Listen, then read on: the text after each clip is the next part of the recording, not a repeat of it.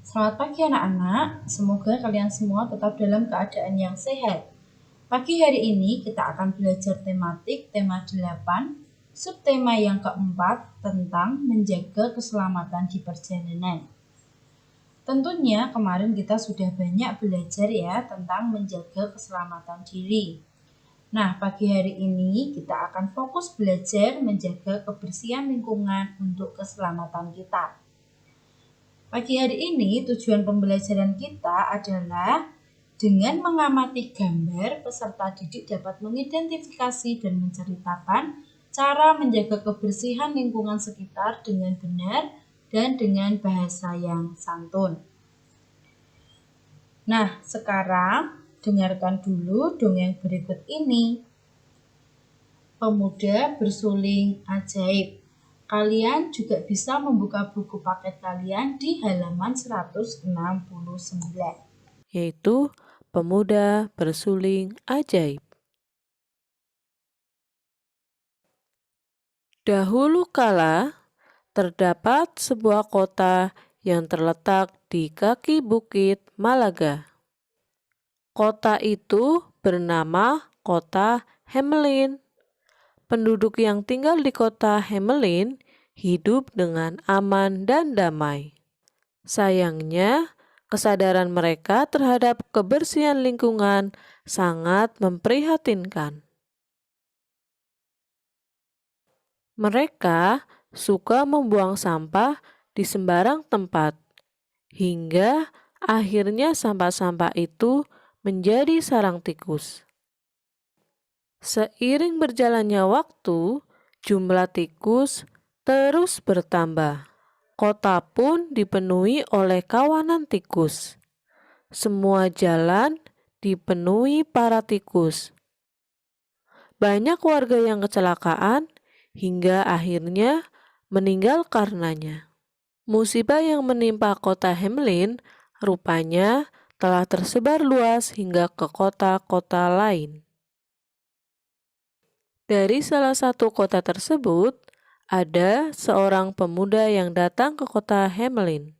Pemuda itu bernama Satria. Ia menawarkan diri untuk mengusir semua tikus yang berkeliaran. Sebagai imbalannya, sang pemuda itu meminta upah 2 keping emas kepada setiap orang yang ada di Hamelin. Warga Hamelin setuju dan sepakat untuk membayar. Pemuda itu mengeluarkan sebuah seruling dan mulai meniupnya. Suara yang keluar dari seruling itu sangat merdu. Suaranya membuat siapa saja yang mendengarnya terlena. Para tikus yang mendengarnya seakan terhipnotis. Para tikus mulai keluar dari persembunyiannya. Mereka berkumpul di sekeliling pemuda. Pemuda itu lalu berjalan menuju sebuah sungai. Setelah sampai, pemuda langsung menjeburkan diri ke tengah sungai. Hal itu diikuti pula oleh para tikus. Ternyata para tikus tersebut tidak dapat berenang. Akhirnya semua tikus hanyut dan tenggelam. Sejak saat itu, penduduk kota Hamelin memperhatikan kebersihan lingkungan. Mereka tidak mau kejadian sebelumnya terulang kembali. Nah, anak-anak sudah mendengarkan dongeng tersebut ya.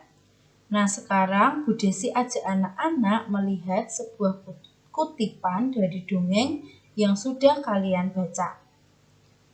Nah, dongeng yang sudah kalian baca tadi, Pemuda Bersuling Ajaib. Di sini ada kotak, isinya adalah kutipan dari dongeng yang sudah kalian dengarkan tadi. Bu Desi akan bacakan ya. Penduduk yang tinggal di kota Hamelin hidup dengan aman dan damai. Sayangnya, kesadaran mereka terhadap kebersihan lingkungan sangat memprihatinkan. Mereka suka membuang sampah di sembarang tempat hingga akhirnya sampah-sampah itu menjadi sarang tikus. Dari kutipan bacaan di atas, apa ya yang dapat kita pelajari? Nah, di sini kita bisa lihat ya, kalau penduduk di kota Hamelin itu awalnya hidup dengan aman dan damai. Tapi mereka lupa akan pentingnya kebersihan lingkungan. Mereka sering membuang sampah di sembarang tempat. Pada akhirnya, sampah-sampah itu menumpuk, kota itu menjadi kotor dan banyak sarang tikus. Nah, dari bacaan tadi kita dapat belajar kita harus menjaga lingkungan.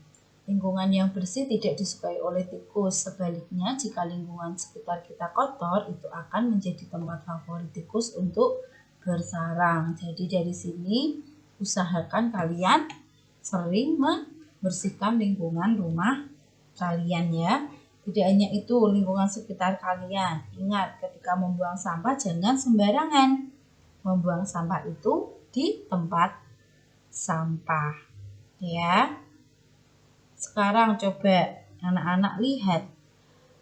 Di sini ada gambar-gambar ya. Manakah gambar yang merupakan kegiatan menjaga kebersihan lingkungan? Coba dari keempat gambar ini mana saja ya yang merupakan kegiatan menjaga kebersihan lingkungan? Apakah yang ini? Bukan ya, ini bukan gambar menjaga kebersihan lingkungan. Ini Udin sedang bermain dengan Benny. Yang kedua, apakah ini gambar menjaga kebersihan lingkungan? Iya ya, Udin dan warga sekitar membersihkan daerah pinggir sungai. Ini ada yang mengambil sampah-sampah di dalam sungai. Nah, berarti kita beri tanda centang. Lalu membuang sampah pada tempatnya ini Udin. Apakah ini juga salah satu kegiatan untuk menjaga kebersihan lingkungan? Tentu saja iya ya. Lihat gambar yang berikutnya. Ini berhubungan ya. Ketika Udin tidak membuang sampah pada tempatnya, apa yang terjadi? Udin berjalan dan terpeleset ya. Nah, seperti itu. Makanya harus membuang sampah pada tempatnya supaya kita selamat ya. Nah, sekarang Bu Desi minta anak-anak ya untuk menceritakan tentang kegiatan menjaga kebersihan lingkungan. Nah, sekarang Bu Desi beri contoh dulu. Nah, kita akan sama-sama bercerita. Di sini ada gambar. Ini gambar rumah Udin dan Udin sedang membuang sampah. Bu Desi ingin menceritakan tentang Udin. Ya. Udin adalah anak yang selalu menjaga kebersihan. Udin selalu membuang sampah di tempat sampah. Dengan membuang sampah di tempat sampah akan membuat lingkungan sekitar kita bersih, tidak terjadi banjir, dan tidak menjadi sarang penyakit. Nah, ini cerita Bu Desi buat sendiri ya anak-anak.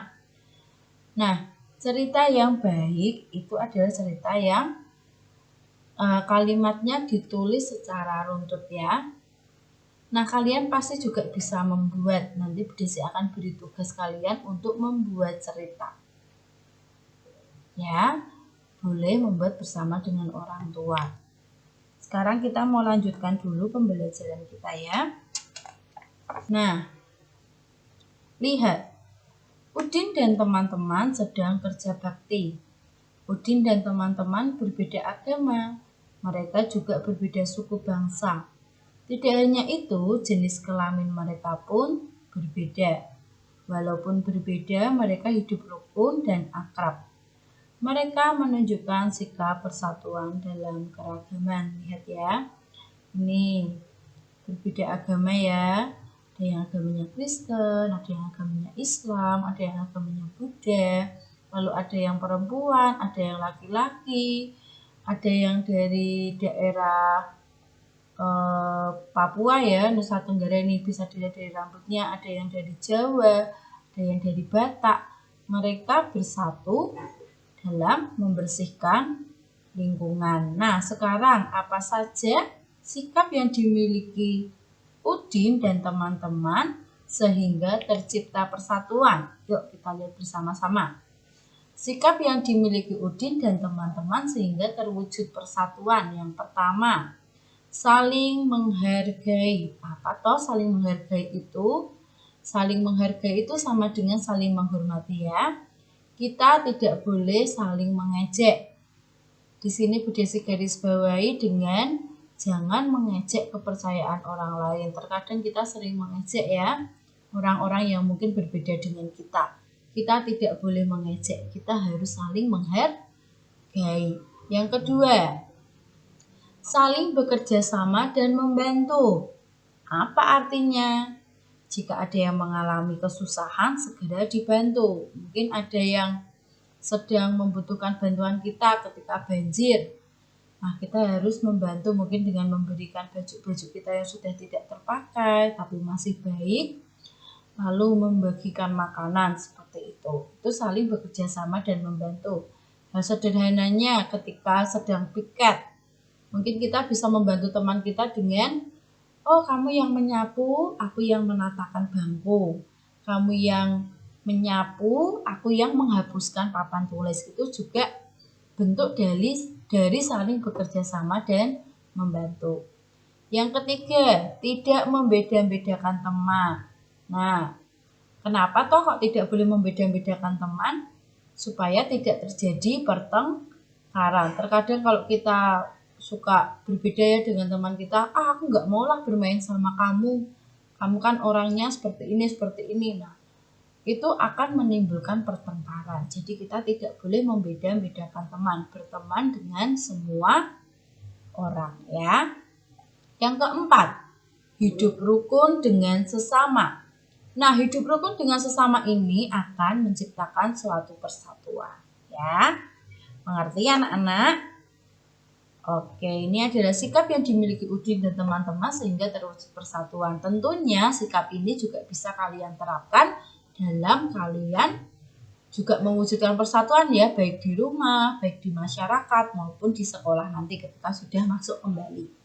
Selanjutnya, nah, hari Minggu tiba, Udin diajak ibu berbelanja ke pasar.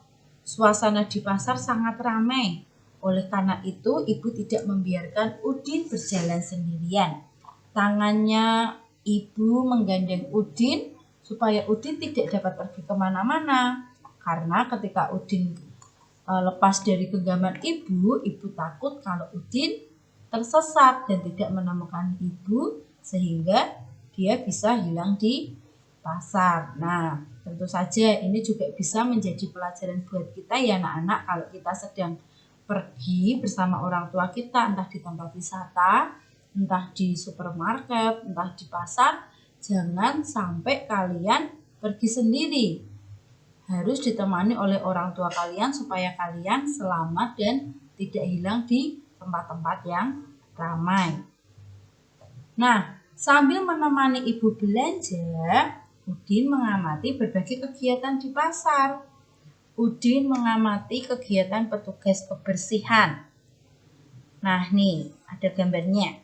Petugas kebersihan sedang membersihkan sampah yang berserakan. Tidak hanya petugas kebersihan, ternyata ada pedagang yang ikut membantu. Petugas dan pedagang berbeda pekerjaan ya. Walaupun berbeda, mereka hidup akur dan saling membantu. Nah, selain itu, menjaga kebersihan pasar bukan hanya tanggung jawab petugas kebersihan. Semua pengunjung pasar wajib menjaga kebersihan pasar. Pasar yang bersih akan terlihat indah. Nah, dari sini kita belajar ya, bahwa dengan berbeda itu tidak menimbulkan perselisihan, tapi dapat menimbulkan kerjasama dan kekompakan, saling membantu. Seperti tadi ya, tidak hanya petugas kebersihan saja yang membersihkan pasar, tetapi semua pengunjung pasar, baik itu pembeli, baik itu pedagang, mereka juga wajib menjaga kebersihan pasar ya. Nah, kita bisa lihat yaitu saling tolong menolong. Tujuannya apa toh kok seperti itu? Supaya pasarnya bersih dan indah. Kalau pasarnya bersih, pasti kita senang ya. Kita tidak harus menutup hidung kita karena pasarnya bau. Kita tidak harus memilih-milih jalan karena pasarnya banyak sampah berserakan atau becek. Nah, karena itu kita harus selalu menjaga kebersihan sekitar kita. Buang sampah di tempat sampah. Nah, kalian sudah banyak belajar tentang hidup bersatu dalam keragaman maupun dalam menjaga kebersihan. Sekarang apa saja ya manfaat dari hidup bersatu? Nah, manfaat dari hidup bersatu itu ada banyak anak-anak. Coba kalian perhatikan dulu gambar di samping ini. Nah, di sini ada seorang yang ingin memindahkan bongkahan-bongkahan batu ini. Jika dia melakukannya sendiri, pastinya akan membutuhkan waktu yang lama. Beda dengan yang di sebelah sini. Nah, ketika mereka mau bekerja sama ya, di sini ada 4 orang memindahkan batu, pasti akan cepat selesai. Batu akan cepat dipindahkan. Nah, gambar yang kedua, lihat. Ini Udin, Beni, dan Edo sedang memindahkan sebuah meja.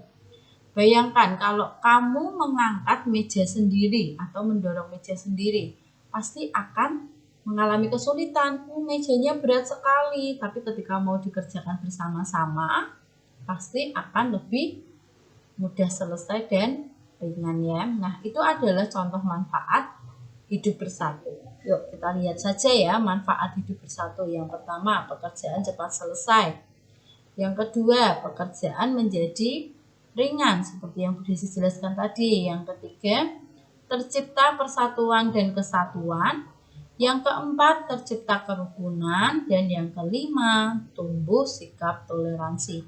Apa arti toleransi? Toleransi itu saling menghargai ya, meskipun berbeda tapi tetap menghormati. Makanya itu adalah salah satu manfaat hidup bersatu, tumbuh sikap toleransi. Nah, ada manfaat, pasti ada juga akibat. Apa toh akibat jika tidak bersatu? Yuk kita lihat. Akibat jika tidak hidup bersatu yaitu yang pertama, pekerjaan akan lama selesai. Yang kedua, pekerjaan menjadi berat. Yang ketiga, tidak tercipta persatuan dan kerukunan. Dan yang terakhir, terjadi pertengkaran. Tentu saja kita tidak mau ya mendapatkan akibat seperti ini, lama mengerjakannya, terus dikerjakan sendiri jadinya ya capek sendiri, terus terjadi pertengkaran karena tidak mau bersatu. Nah, kita tidak mau, kita harus selalu menjaga persatuan dimanapun kita berada agar tercipta kerukunan. Nah, anak-anak, mudah sekali ya pembelajaran kita hari ini. Nah, Bu Desi berharap anak-anak memahami apa yang telah Bu Desi sampaikan. Nah, hari ini ada tugas untuk anak-anak seperti yang telah Bu Desi sampaikan tadi. Tugas anak-anak adalah membuat cerita singkat tentang membersihkan lingkungan rumah atau sekitar. Kirim dalam bentuk video di Google Classroom. Durasi maksimal 2 menit ya anak-anak. Kalian bisa menceritakan secara singkat. Mungkin kalian membantu orang tua membersihkan rumah, atau juga mungkin ada kerja bakti kalian pernah ikut, kalian juga bisa ceritakan. Nah, cerita ini dikumpulkan dalam bentuk video di Google Classroom. Oke, selamat mengerjakan. Sekian pembelajaran hari ini. Tuhan Yesus memberkati. Sampai jumpa.